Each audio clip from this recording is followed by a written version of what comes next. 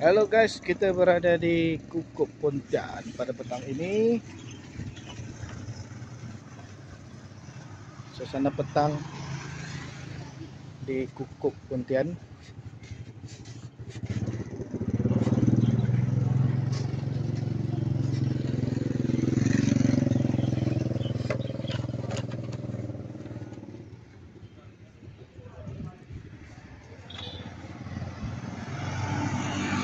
Hari ini kita cuba menebing.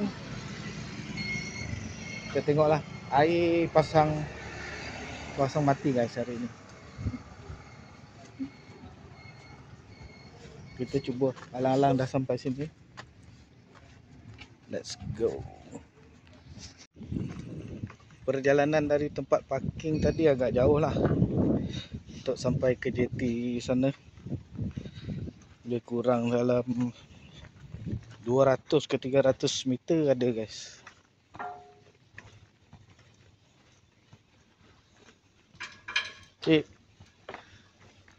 Dan inilah keadaan di sini.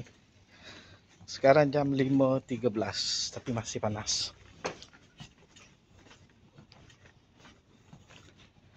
Alang-alang kita dah sampai. Kita terjah je lah.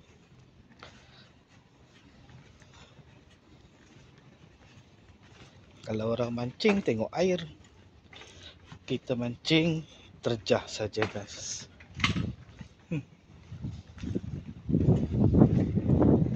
Let's go.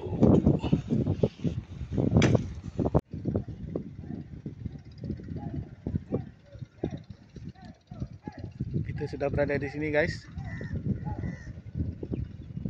Di sini airnya kita boleh memancing, dia tak surut sangat. Sekarang ni pun tengah surut. Kita tunggu. Hari ini saya tak bawa stand guys. Ikan duri guys.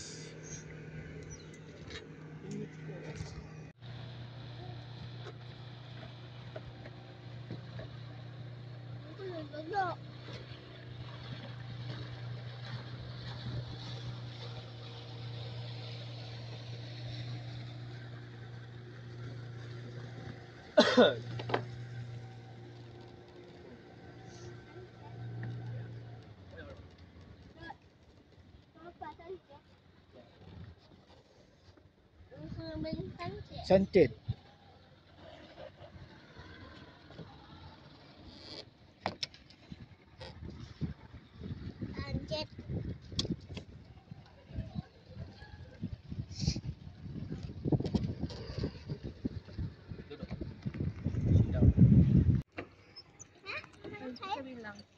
Ikan duri guys.